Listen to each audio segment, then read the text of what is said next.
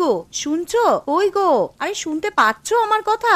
উঠে পড়ো, সকাল গড়িয়ে বেলা হতে চললো, উঠে পড়ো, এবার না হলে তো কাজের জন্য দেরি হয়ে যাবে। আরে কি হয়েছে বলো তো? আরে সকাল সকাল চেঁচাচ্ছ কেন? দেখতে পাচ্ছ তো যে সকাল থেকে বৃষ্টি পড়ছে। আজকে আর কাজে যেতে ভালো লাগছে না, আমাকে একটু ঘুমাতে দাও দেখি। হ্যাঁ, সে তো দেখতেই পাচ্ছি, সকাল থেকেই বৃষ্টি পড়ছে, কিন্তু তোমাকে কাজেও তো যেতে হবে। আবার ঘরেতে সেই রকম কিছু নেই, সামান্য বাজার আছে, ওটা দিয়ে আজ কোনো রকমে চলে যাবে।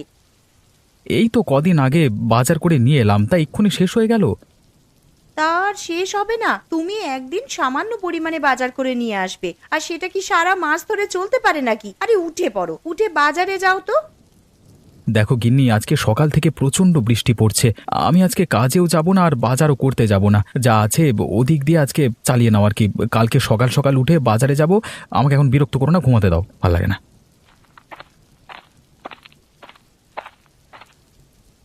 মা, ও মা, আমার প্রচন্ড খিদে পেয়েছে, কিছু খেতে দাও। এই তো সোনা, রান্নাঘরে কয়েকটা আলু ছিল, তাই দিয়ে আলুর তরকারি রান্না করতে বসিয়ে এসেছি। আর কিছুক্ষণ অপেক্ষা কর, তরকারি হয়ে গেলেই খেতে দিচ্ছি তোমাকে, কেমন? ঠিক আছে মা, তাহলে রান্নাঘরে গিয়ে বসে অপেক্ষা করি, তরকারি হলেই খেয়ে নেব। হ্যাঁ সোনা, তুই যা, গিয়ে আগে হাত পা ধুয়ে নে, তারপর রান্নাঘরে খেতে আসবি।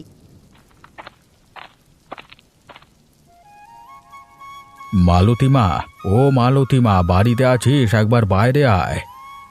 হ্যাঁ মালতীমা, একবার বাইরে বেরিয়ে আয় তো। আরে এটা তো বাবা মার মতন গলার আওয়াজ মনে হচ্ছে, যাই একবার বাইরে গিয়ে দেখি।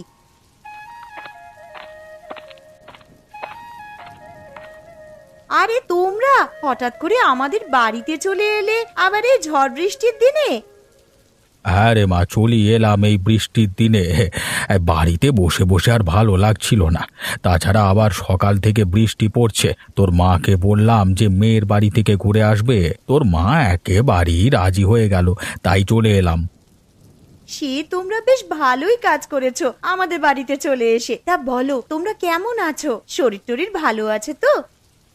কেমন আর থাকবো রে মা, ঠাকুরের অশেষ কৃপায় বেশ ভালো রকমই দিন কেটে যাচ্ছে। তা তোরা কেমন আছিস বল? আমরাও খুব ভালো আছি মা। আরে দাদুন, দিদুন, তোমরা কেমন আছো? দিদি ভাই, খুব ভালো আছি। আর এই নাও, তোমার জন্য মিষ্টি নিয়ে এসেছি। আহ বাবা, তোমরা আবার এইসব আনতে গেলে কেন? জানো তো তোমার নাতনি কেমন মিষ্টি পেলে আর কিছু চায় না, আরে এত মিষ্টি খেলে শরীর খারাপ করবে তো। তা আনবো না? আমার 5টা নয়, 10টা নয়, একটা মাত্র নাতনি, তার জন্য তো এতটুকু করতেই পারি। আর কটা হাঁস এনেছি, আর এই থলের মধ্যে কিছু জিনিস আছে, ঘরে নিয়ে চলো। ও মা, তোমরা আবার হাঁস আনতে গেলে কেন গো? কেন রে, বিয়ের আগে তুই তো হাঁস পুষতে ভালোবাসতিস, তাই নিয়ে এলাম। ঠিক আছে ঠিক আছে, পরে কথা বলবো, তোমরা এখন ঘরে চলো, বাইরে প্রচন্ড বৃষ্টি পড়ছে।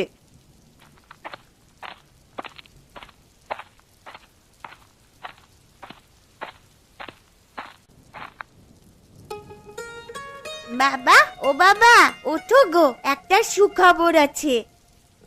আবার কি হলো রে মা? আমাকে কি তোরা একটু শান্তিতে ঘুমাতে দিবি না?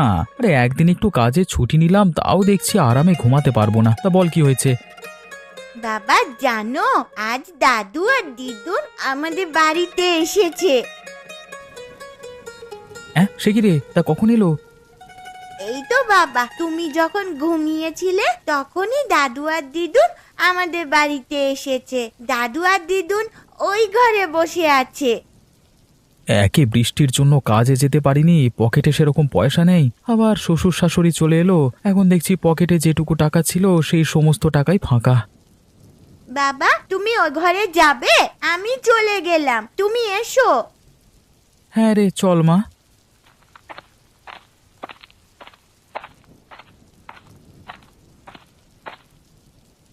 আরে এই তো জামাই চলে এসেছে।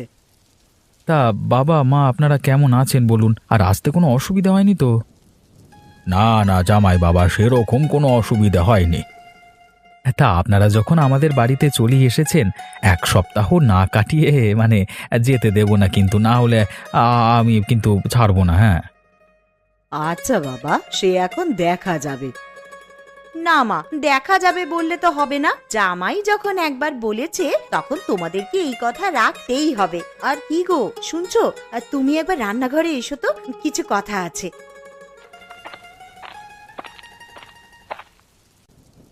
যাও, তোমার শ্বশুর শাশুড়ি এসেছে, তাদের জন্য দোকান থেকে কিছু বাজার করে নিয়ে এসো।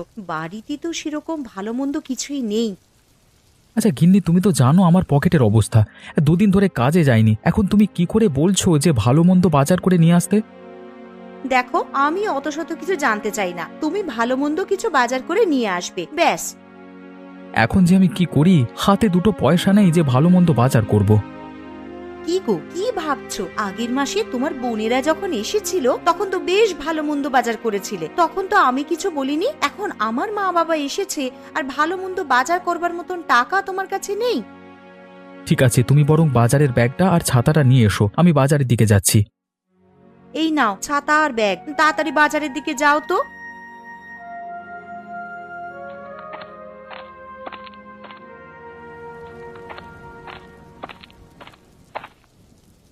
আরে মালতী, জামাইকে দেখলাম হাতে ব্যাগ নিয়ে মাথায় ছাতা দিয়ে বাজারের দিকে যাচ্ছে। তুই এই বৃষ্টির দিনে ওকে বাজারে কেন পাঠালি রে?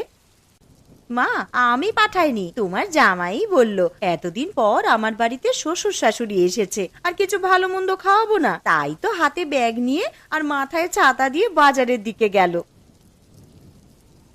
আরে দূর থেকে কে ছাতা মাথায় দিয়ে আসছে এত বৃষ্টির মধ্যে? মনে হচ্ছে তো দীপক। আরে প্রশান্ত, তুই কোথায় গেছিলিস এত বৃষ্টির মধ্যে? এই যে দেখ না দীপক, বাড়িতে কুটুম এসেছে, তার জন্য বাজারে এসেছিলাম মাছ কিনতে, কিন্তু কাঁচা সবজি বাদে কিছুই বাজারে পেলাম না। তুমি ঠিক বলছো প্রশান্ত। আরে আমার বাড়িতে তো শ্বশুর শাশুড়ি এসেছে, আমার বউ আমাকে পাঠালো কিছু ভালো মন্দ বাজার করবার জন্য। হ্যাঁ, তুমি বলছো কাঁচা সবজি বাদে আর কিছু নেই বাজারে? হ্যাঁ রে দীপক, আমি ঠিকই বলছি। আরে তোর পিসিমার বাড়ি আমাদের পাশেই তো, ওনার খুবই শরীর খারাপ, তুই একবার গিয়ে দেখে আয়, বুঝলি? হ্যাঁ রে প্রশান্ত, আমিও শুনেছি পিসিমার শরীরটা খারাপ। দেখতে যাবো করে আর যাওয়া হয়নি, মানে যেতে হবে বুঝলি। হ্যাঁ তুই যা, আর বাজারে তো ভালো মন্দ কিছু বসেনি, তুই একবার পিসিমার বাড়ি ঘুরে যা, বুঝলি? ঠিক আছে, আমি এখন আসছি। একবার বাজারে গিয়ে কাঁচা সবজি কিছু কিনি, তারপর পিসিমার বাড়িতে গিয়ে একবার পিসিমাকে দেখে আসবো।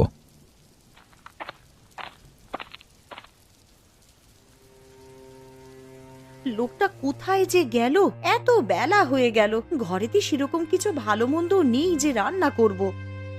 কি রে মা, কি এত চিন্তা করছিস? না মা, সেরকম কিছু নয়, আসলে বেলা হয়ে গেল তো, আর তোমার জামাইও তো সেই কখন বাজারে গেছে, এখনো বাড়িতে ফিরলো না। কি যে রান্না করব সেটাই ভাবছি। সে নিয়ে তুই অত চিন্তা করিস না, বাইরে এত বৃষ্টি পড়ছে দেখতেই তো পাচ্ছিস, হয়তো জামাই আমার বাজার করতে গিয়ে কোথাও আটকে গেছে এই বৃষ্টির জন্য।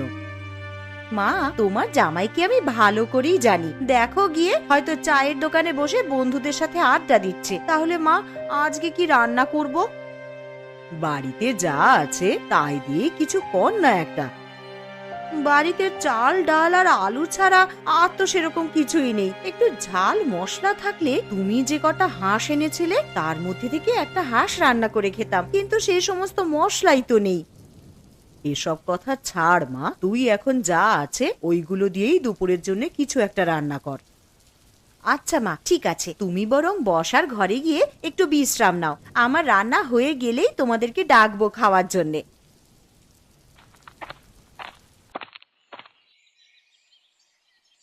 শম্পা বৌদি, আরে ও শম্পা বৌদি, শুনতে পাচ্ছ? বাড়িতে আছো তোমরা?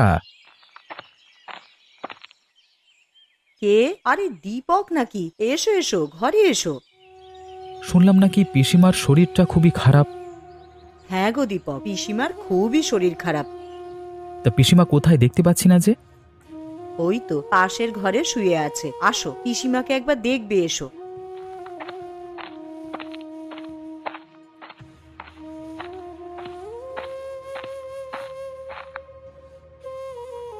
পিসিমা, ও পিসিমা, কেমন আছেন?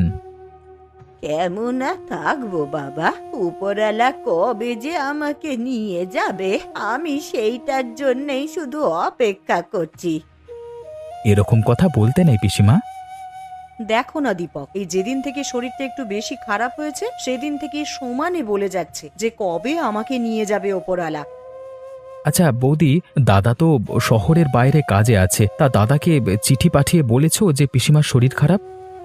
হ্যাঁ দীপক, আমি কালকেই চিঠি পাঠিয়েছি, তবে তোমার দাদাকে ছুটি দেবে কিনা তা বলতে পারছি না।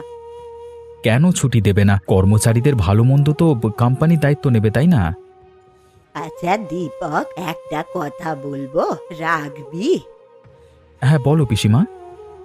মরার আগে আমার একটা ইচ্ছে ছিল যে হাঁসের মাংস খাবো, তুই কি আমায় করে খাওয়াবি রে? অবশ্যই পিসিমা, খাওয়াবো না কেন? পিসিমা ভাইপোর কাছ থেকে এতটুকু আবদার করেছে, আর ভাইপো সেটা করবে না? আমি কালই তোমার জন্য হাঁসের মাংস রান্না করে নিয়ে আসবো। আচ্ছা দীপক, ঠিক আছে। তাহলে আজকের মতো আসি বৌদি। হ্যাঁ, বেলা গড়িয়ে দুপুর হয়ে গেল, এবার বাড়ির দিকে যেতে হবে। দুপুরে দুমুঠো খেয়ে গেলে হতো না? না গো বৌদি, বাড়িতে আমার শ্বশুর শাশুড়ি, আমার বউ সবাই মিলে আমার জন্য অপেক্ষা করছে। আমি আজকের মতো আসছি। হ্যাঁ, আবার পরে একদিন এসে খাবো।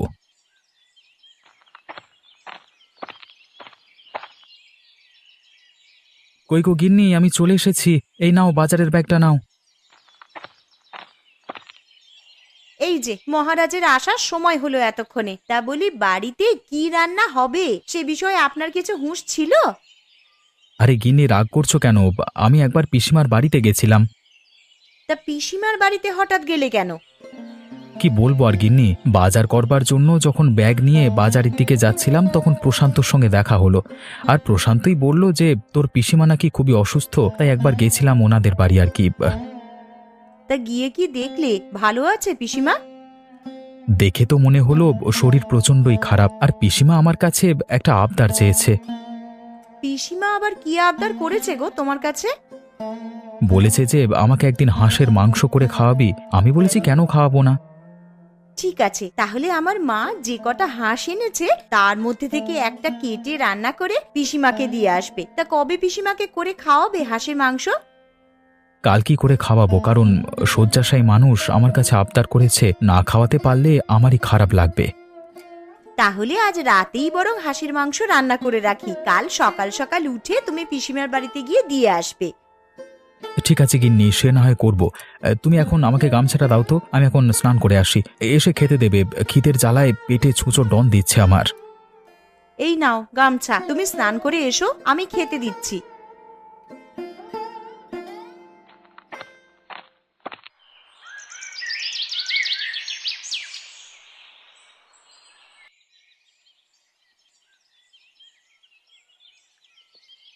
গিন্নি, তোমার মা আর বাবার খাওয়া হয়ে গেছে তো?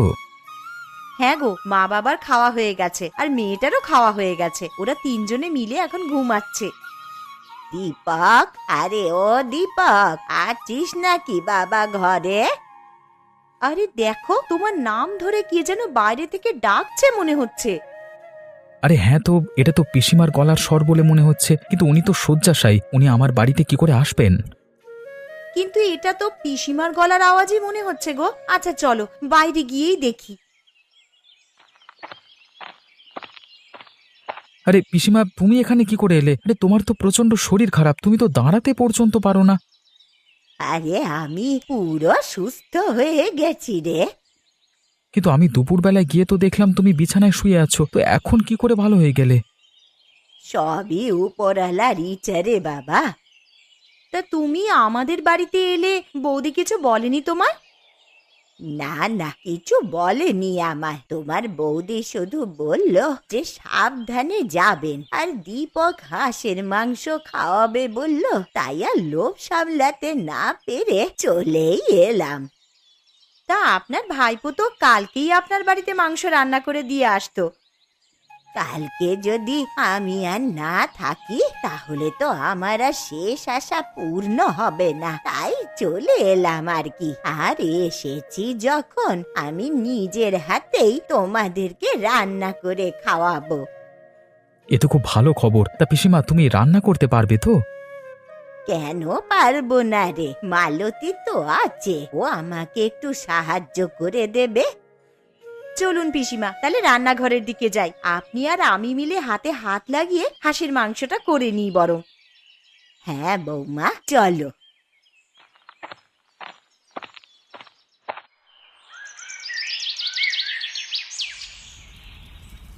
তাহলে হাঁসের মাংস তো রান্না হচ্ছেই, তা তার সাথে খাওয়ার জন্যে কি করা হবে বৌমা? কি আর করবেন পিসিমা, তাহলে রুটিটাই বানানো যাক। হাঁসের মাংসের সাথে বেশ ভালোই লাগবে খেতে। হ্যাঁ মা, তুই ঠিকই বলেছিস, হাঁসের মাংসের সাথে রুটিটা একদম জমে যাবে। কিন্তু পিসিমা, একটা অসুবিধা আছে। কি অসুবিধা বৌমা? আসলে আপনার ভাইপো হাঁসের মাংস খায় না। কে খায় আর কে না খায় সে দেখাই যাবে খেতে বসে। এখন রান্নাটা আগে করে নি। আরে বেয়ান, রান্নাটা যা করেছেন না, গন্ধেতেই তো অর্ধেক পেট ভর্তি হয়ে গেল। আমার এদিকে রুটি করা হয়ে গেছে। ও পিসিমা, আপনার কত দূর? আমারও এইদিকে প্রায় হয়েই এসেছে। বৌমা, তুমি বরং ওদেরকে নিয়ে গিয়ে খেতে বসাও, আমি খাবারগুলো নিয়ে যাচ্ছি। ঠিক আছে পিসিমা, তবে সাবধানে। কিন্তু আমার জন্য আলাদা করে কিছু তরকারি করনি? না, তোর জন্যে আর কিছু আলাদা করে করা হয়নি। হাঁসের মাংসের ঝোল দিয়েছি, ওই দিয়েই রুটিটা খা।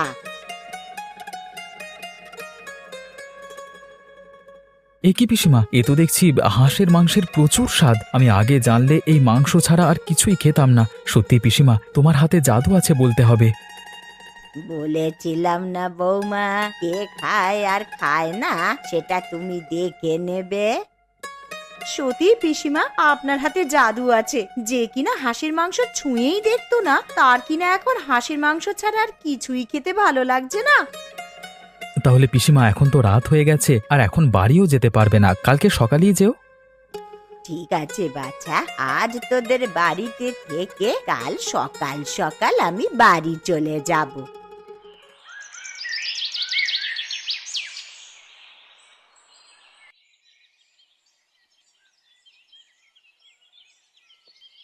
ও বাবা, চোখটা বন্ধ করতে না করতেই ভোর হয়ে গেল। কখন যে রাতটা কেটে গেল টেরই পেলাম না। যাই, এবার এঁটো বাসনগুলো আবার মেজে রাখি। আবার ওদিকে পিসিমাও আছেন, তার জন্য একটু জল খাবারও করে দিতে হবে। তানিশা, ও তানিশা, তোর পিসিকে ডেকে তোল না রে।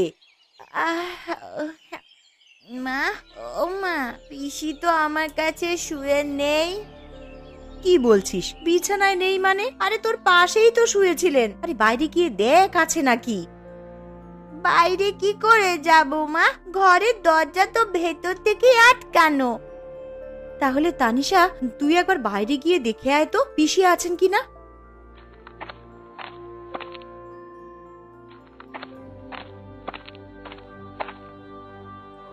মা, পুকুর ঘাট আমবাগান সবই তো দেখে এলাম, কই পিসিকে তো দেখতে পেলাম না। কি গো, শুনছো? আরে কই গো, তাড়াতাড়ি ওঠো, পিসি কোথায় যেন চলে গেছে, ঘরে নেই। তুমি গিয়ে একটু দেখো না। চলে গেছে মানে? কোথায় আবার যাবে? ঘরের দরজা তো ভেতর থেকেই বন্ধ ছিল, পিসি দরজা দিয়ে বের হবে কি করে? এ কি সর্বনাশ হলো আমার! কই গো, তুমি একবার পিসিমাদের বাড়িতে গিয়ে দেখে এসো না, উনি বাড়ি চলে গেছেন কিনা। হ্যাঁ হ্যাঁ, তুমি ঠিকই বলেছ, আমি একবার পিসির বাড়িতে গিয়ে দেখে আসি। আরে দূর থেকে ওটা কে যেন এদিকে আসছে, দেখে তো মনে হচ্ছে প্রশান্ত। যাই, একটু সামনে গিয়ে দেখি।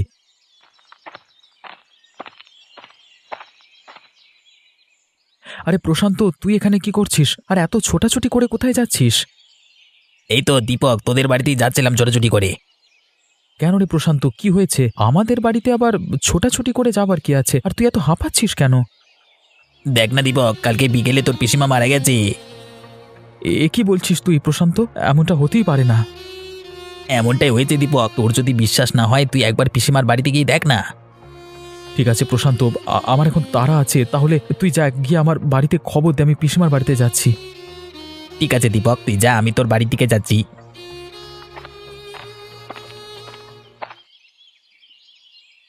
এ কি, বাড়ির সামনে এত ভিড় কেন? তাহলে প্রশান্ত যেটা বলেছে সেটা কি সত্যি?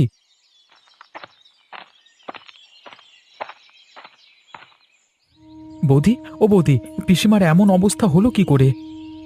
দেখো না দীপক, কাল সন্ধ্যায় তোমার পিসিমা মারা যান। তোমাকে যে একটিবার সংবাদ দিব, বাড়িতে তো কেউই নেই, কাকে পাঠাবো বলো তোমার কাছে? কালকে সন্ধে মারা গেছে বৌদি, তুমি ঠিক বলছো তো? হ্যাঁ গো দীপক, সন্ধেবেলায় মা চোখ বুঝলেন। দুপুরবেলা একটু সুস্থ হয়েছিলেন বটে, উঠে বসলেন আর বললেন তোমাদেরকে নিজের হাতে হাঁসের মাংস রান্না করে খাওয়াবে। কে জানতো বলো, জীবনবাতি নিভে যাওয়ার আগে একবার জ্বলে উঠেছিল। আর আজকে সকাল হতেই তোমার বন্ধু প্রশান্তকে বললাম যে একবার দীপকদের বাড়িতে গিয়ে খবর দিয়ে এসো। যদি সন্ধেবেলাতেই পিসিমা মারা যায়, তাহলে কালকে আমাদের বাড়িতে পিসি হাঁসের মাংস খেতে যায়নি, তাহলে কে গিয়েছিল? হয়তো পিসিমার আত্মা তার শেষ আশাটা পূরণ করতে গিয়েছিল।